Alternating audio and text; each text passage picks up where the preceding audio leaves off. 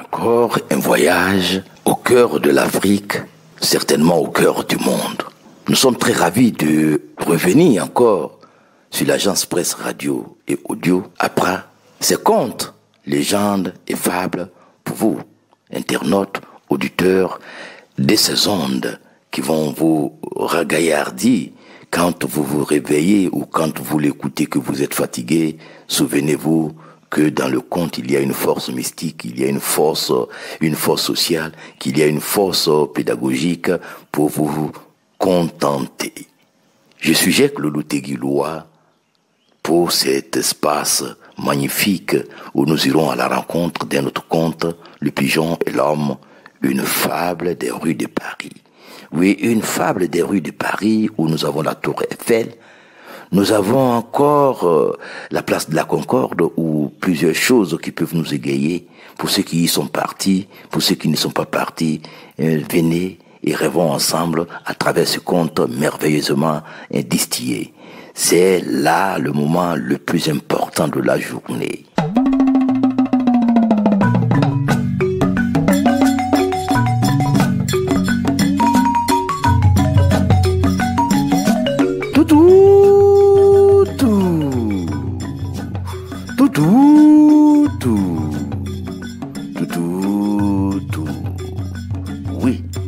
Oui, Le Pigeon et l'Homme, une fable des rues de Paris.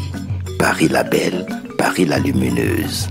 Sur le pavé froid et mouillé d'une ruelle de Paris, oui, une ruelle mouillée, même à Paris, quelques rues sont mouillées. Un homme gisait oublié du monde.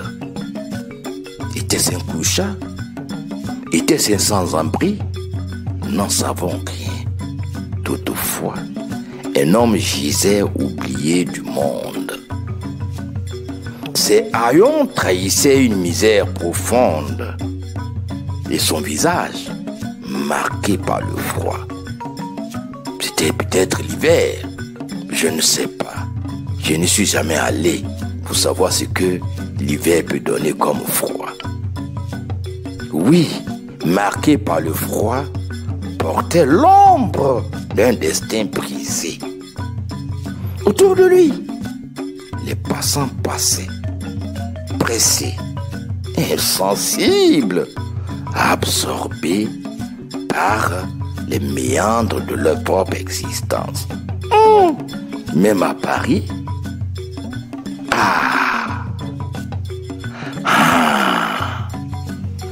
et on va dire chez nous ici, même là-bas, la ville des Lumières, la ville où tout le monde veut partir, là-bas, insensibilité, mais du haut d'un toit, un œil brillant observait cette scène. Un pigeon, humble créature des cieux, de Dieu, se tenait là. Son plumage gris, ou était-ce noir ou blanc, semblait absorber la pâleur du ciel hivernal. Ah, enfin, c'était en hiver. Oh, moi je ne suis jamais parti là-bas. Et pourtant, on lui brillait une lumière. Ce pigeon n'était pas ordinaire. Oui, avec ses yeux brillants, ce pigeon n'était pas ordinaire. Il portait en son cœur une noblesse que peu d'hommes possèdent. Oui, les hommes même, noblesse là, est-ce qu'ils possèdent encore? Voyant l'homme abandonné, il descendit en une volée d'ailes et se posa doucement à ses côtés. Là, la paranormale est en train d'intervenir. L'homme, au bord de l'inconscient, murmura.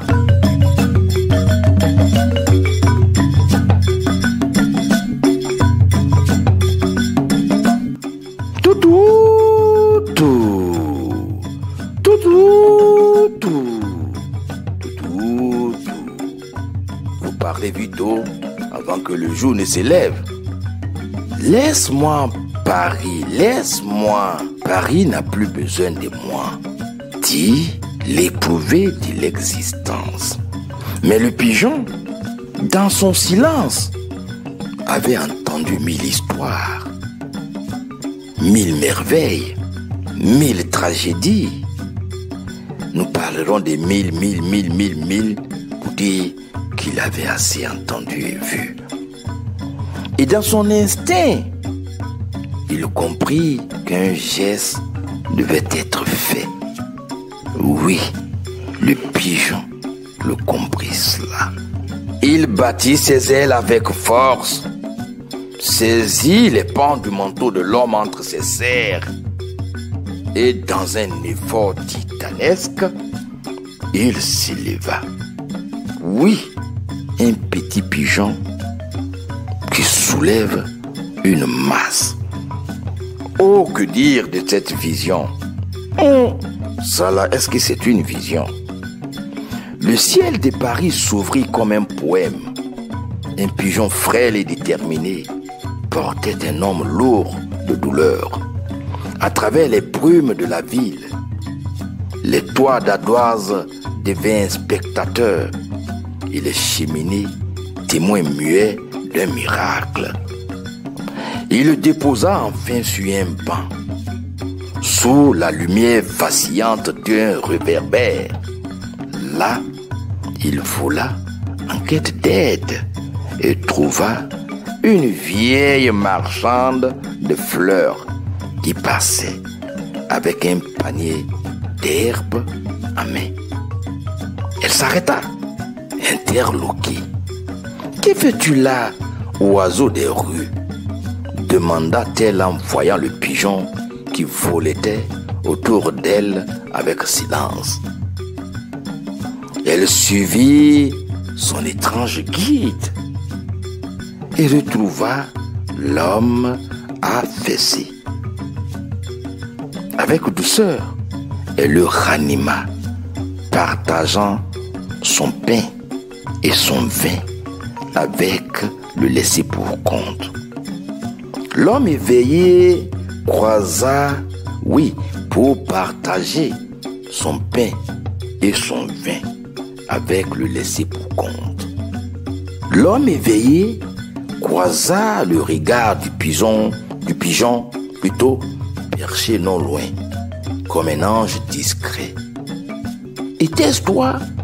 murmura-t-il, les larmes aux yeux. Le pigeon, dans un battement d'ailes, s'éleva vers le ciel, disparaissant parmi les étoiles naissantes, sans dire mot, sans lui répondre.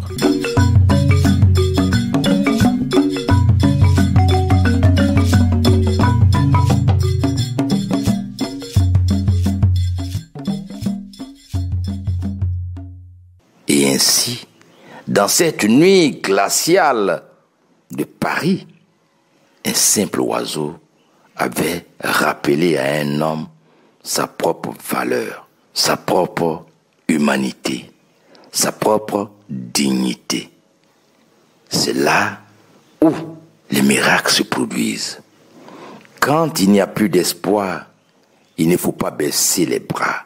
Quand il n'y a plus d'espoir, il y a toujours un espoir, une lumière qui luit dans les ténèbres pour dire, même le plus petit peut vous venir en aide. Même le plus petit peut vous venir en aide. Que la nature de l'homme n'est pas d'être mauvaise ou méchante. Que la nature de l'homme n'est pas de vouloir plus que l'autre. Que la nature de l'homme, c'est son humanité. Que même les plus petites choses ont de la valeur. Que même les plus petites choses peuvent nous sauver de nous-mêmes.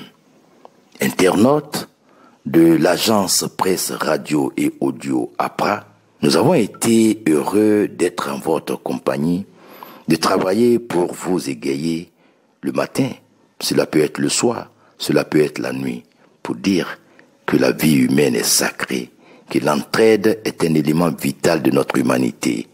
Nous sommes dans contes, légendes et fables, contes de club de lecture Voix GIEC, mise en onde, sonore et montage, Erika Kougré. Merci et à bientôt pour une autre odyssée à travers le conte.